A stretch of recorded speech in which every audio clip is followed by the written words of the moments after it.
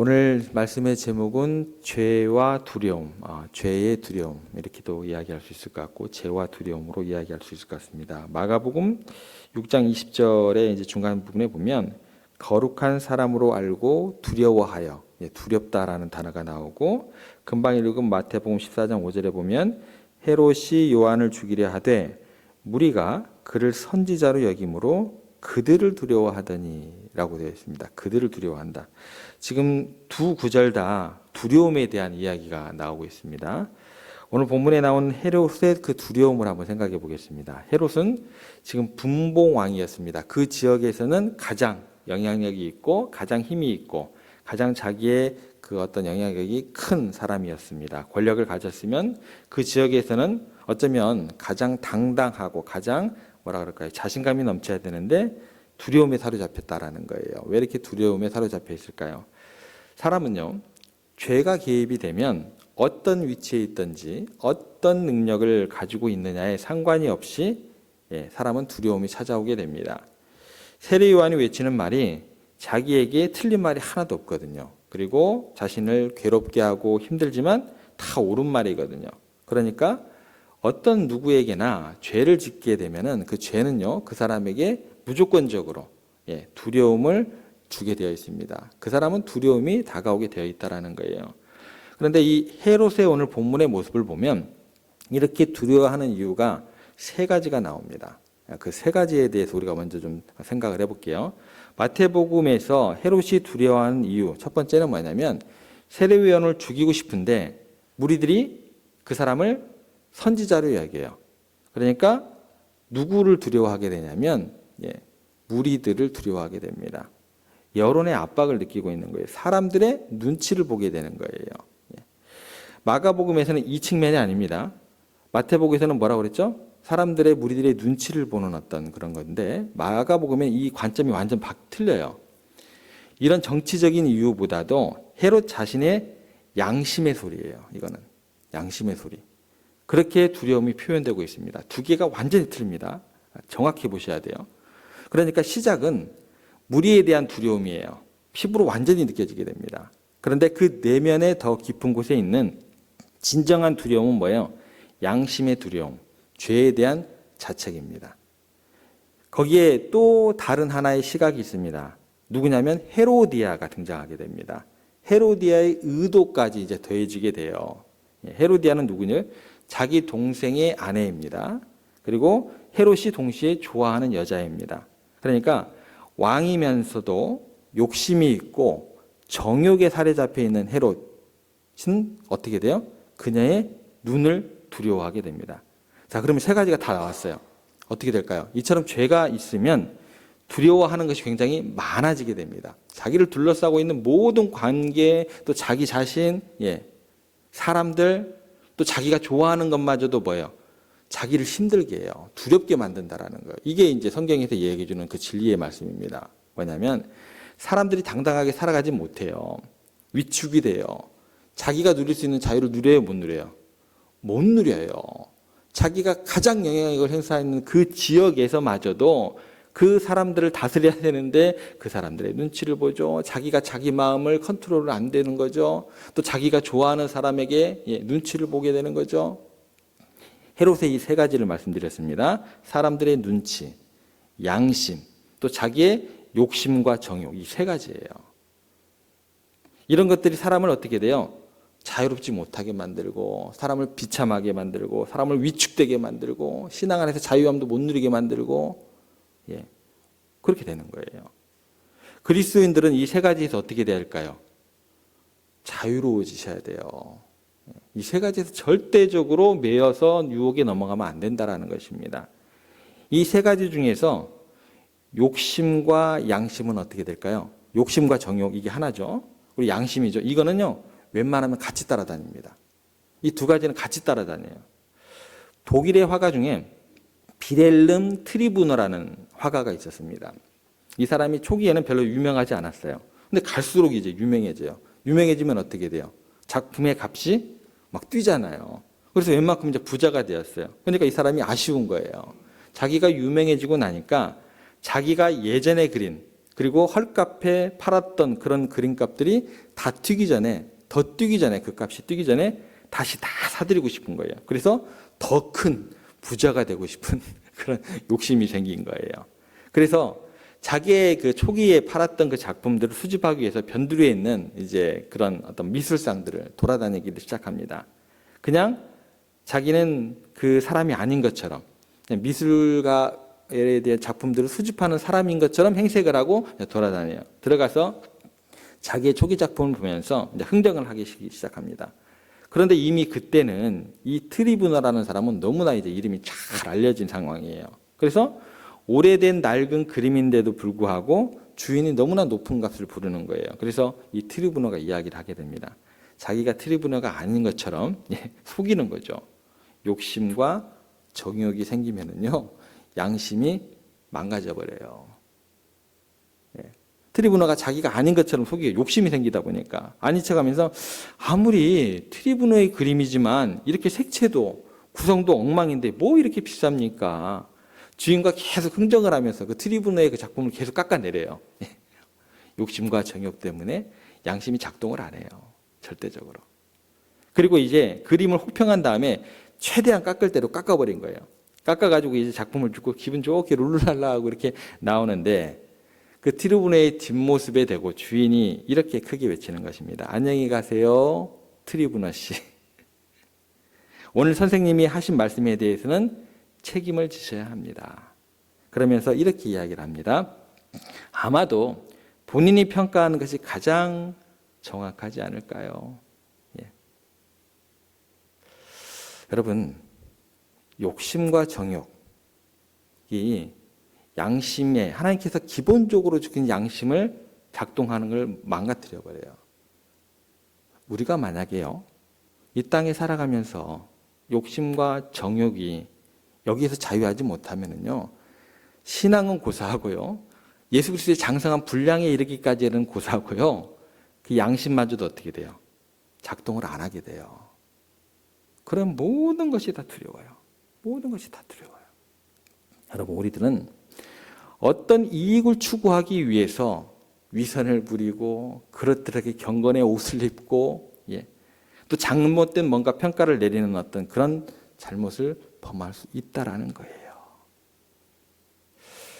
그리스도인으로 부름받은 우리들은 정말 욕심을 내려놓고 공명정대하게 양심이 이야기하는 대로 그렇게 행동하고 결단할 수 있어야 돼요. 그게 세상 사람들에게 하나님이 살아계시면 증거가 되는 거예요. 이 두 가지가 같이 작동을 하는 경우가 굉장히 많습니다. 뭐라고요? 욕심과 정욕하고 양심하고 이 두 가지가 같이 작동을 해요. 그러기 위해서는 정말 양심이 이야기하는데 행동할 수 있는 용기가 필요합니다. 아무리 내 이익이 걸려있다 할지라도 사람들에 대한 것들뿐만 아니라 대사회적인 그런 모습에 대해서도 마찬가지다라는 거예요. 그리스도인들은 그렇게 욕심과 양심으로부터 그런 죄의 굴레에서부터 정말 자유로운 존재들이라는 거예요. 그게 참 자유예요. 참 자유. 그런데 욕심과 양심 이거는 그래도 우리가 인식하기가 좀 쉬워요. 야, 이거 좀 내가 잘못된 길을 가고 있지는 않느냐. 인식하기가 쉽습니다. 그런데 더 큰 문제가 되고 정말 문제가 되는 게 뭔 줄 아세요? 심각한 두려움이 있다면 그게 뭐예요? 한 가지 뭐가 남았어요? 평판이 남아있습니다. 평판. 헤롯은 자신의 죄를 지적한 세례 요한을 죽이려고 하고 있어요. 그 이유는 자기의 죄에 대해서 자꾸 지적을 하니까 자기 평판에 영향을 미치기 때문에 그래요. 뒤집었다 이래요. 어느 날은 그래, 양심에 찔림받았다가 아니야. 양심을 무너뜨리는 게 뭐예요? 평판입니다. 나에게 말이야. 내가 지금 이 땅의 영도자인데 말이야. 내가 이 지역에 입김깨나 내는 사람인데 말이야. 평판에 영향을 미치게 돼요. 그런 지적을 받으면 간단해요, 여러분들. 그런 지적을 받게 되면 그냥 회개하고 자기의 잘못을 시인하면 되는 거예요. 이게 안 돼요. 뭐 때문에요? 양심이 계속 작동을 하고 있는데 내 평판이 걸려버리거든요. 회개하면 깨끗이 끝나는 거예요. 어려운 거 아니에요. 모두가 하나님 앞에서는 뭐예요? 죄인이에요. 회개하면 될 텐데 이 죄를 지적하는 사람에 대해서 계속해서 뭐예요? 평판에 영향을 주기 때문에 계속해서 미워져요. 미워함을 넘어서 증오하게 되는 거예요. 가끔 가다가 우리가 까닭 모를 미움과 증오심과 적개심이 일어나는 깊은 원인은 뭐냐면 자신의 죄의 문제가 내 삶에 개입되어 있을 경우가 굉장히 많습니다. 그러니까 다른 사람이 나에 대해서 안 좋은 이야기를 해도 진짜 그것하고 상관이 없으면 어떻게 돼요? 그냥 여유롭게 넘어가요. 여유롭게 넘어가요. 그런 죄가 없을 경우는 그냥 그러려니 넘어갈 수 있습니다. 그런데 정말 내가 그런 죄를 지었던지 내가 그 죄 가운데 있던지 그러면 사람들이 그것에 대해서 이야기를 하면 어떻게 돼요? 막 몸둘 바를 모르는 거예요. 막 울그락불그락하고 막 표정도 굳어버리고 막 심려가 되고 막 그러는 거예요. 막 스트레스는 막 엄청 받게 되고 그러는 거예요. 정말 그럴 경우가 많아요. 그러면 그 죄 가운데 내가 노출되어 있는 경우가 많아요. 적개심이나 또는 두려움이나 그런 인상 자체는요, 그냥 주어지는 게 아니에요. 분노의 가장 큰 원인은 우리의 내면에 죄가 있기 때문에, 우리가 연약하기 때문에, 실수가 있기 때문에 그럴 가능성이 굉장히 많습니다. 나는 그걸 자꾸 부인하려고 하죠. 내 신분 가지고, 내 직위 가지고, 내 직분 가지고 나는 안 그러려니 그러는 거예요.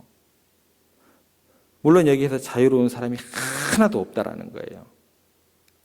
그러면 자유로워질 수 있는 비결이 뭐냐? 죄에 대해서 뭐예요? 회개하면 되는 거예요. 하나님 말씀에 잘못했습니다. 제가 죄인입니다. 하나님 앞에 용서해 주십시오. 그렇게 하면 두려움도 없어지고 증오심도 없어지고 미움도 없어지고 그렇게 하나님의 사랑 안에서 내가 다시 새롭게 회복될 수 있다는 거예요. 직분 아무 의미 없습니다. 그런 경우에는 누구나 다 쉽게 이 길을 갈 수 있다는 거예요. 근데 헤롯이라는 인물은 어떻게 되냐면 자기의 죄를 회개할 생각이 없었어요.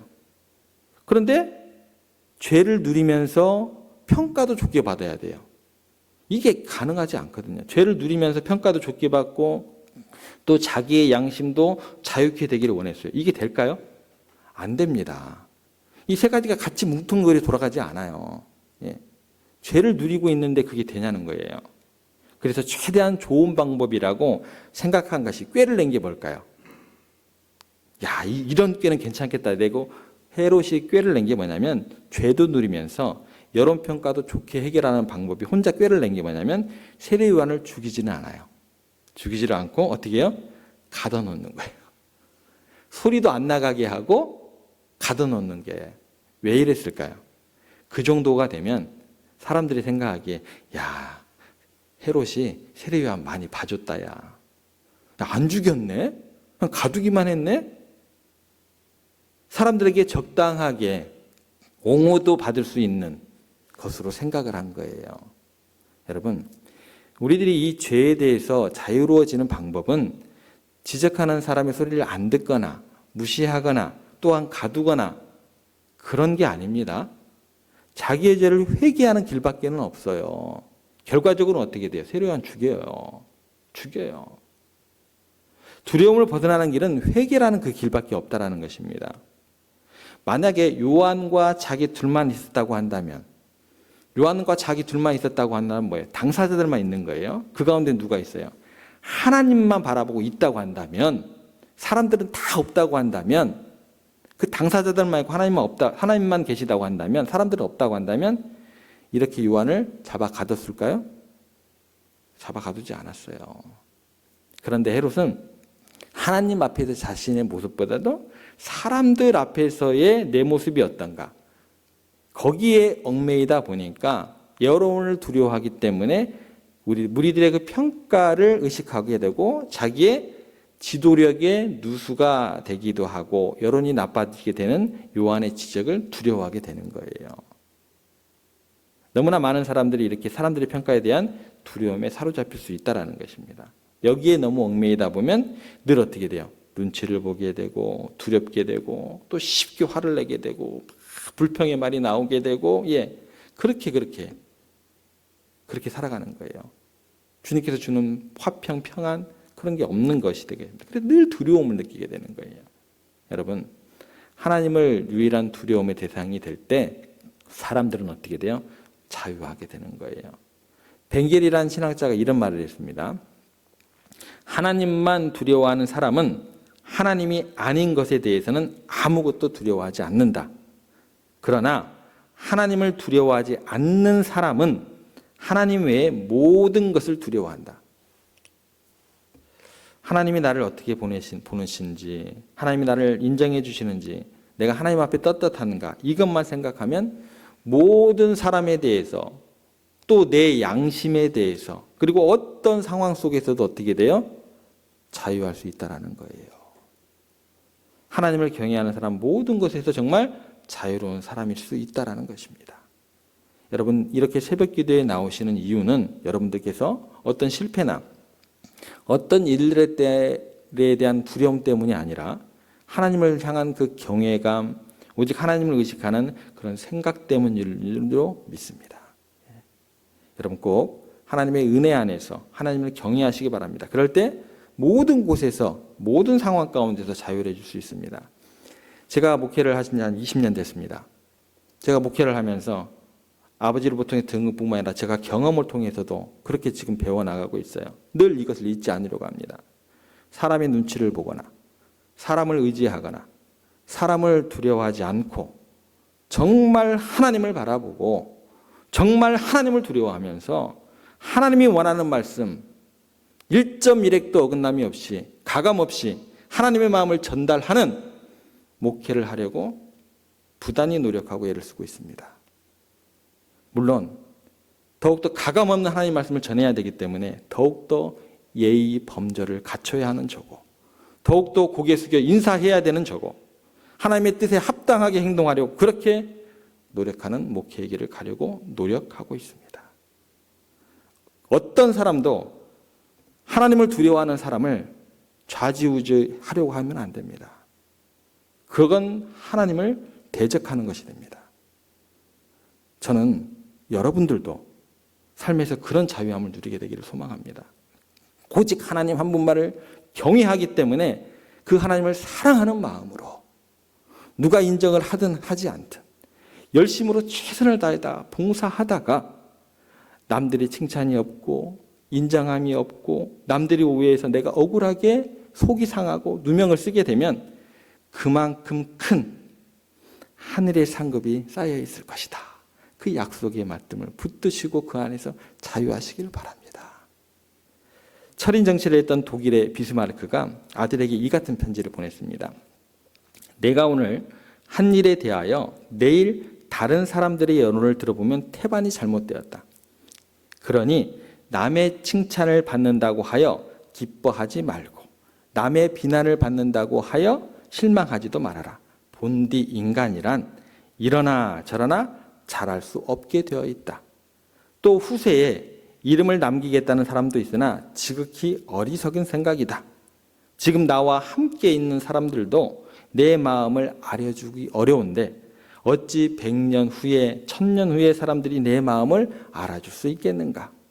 그러므로 나는 다만 하나님만이 내 마음을 알아줄 것이라고 믿고 남들이 나를 칭찬하거나 비난하거나 그런 것은 아무렇지도 않게 생각한다. 지금의 내가 독일의 총리 대신이라는 어려운 일을 맡고 있는데 만약 하나님이 나와 함께 하지 않는다고 한다면 나는 이 괴롭고 어려운 일을 단 사흘도 견디지 못할 것이다. 너무 세상의 칭찬에 관심을 두지 말아라. 오직 하나님께로부터만 오는 칭찬을 받도록 힘쓰라. 굉장히 멋있는 말이죠. 그죠? 그래서 위대한 일을 할 수 있었던 것 같습니다. 여러분, 오직 하나님께로부터 오는 칭찬만을 바라십시오. 그래서 오늘까지도 그러셨겠지만 오늘 이후에는 더더욱 하나님을 의식하면서 그분의 눈을 바라보면서 그분의 눈치를 살피시면서 그분을 기쁘시게 하시면서 그 안에서 참 자유를 누리시는 여러분들 되시기를 주님의 이름으로 부탁드립니다.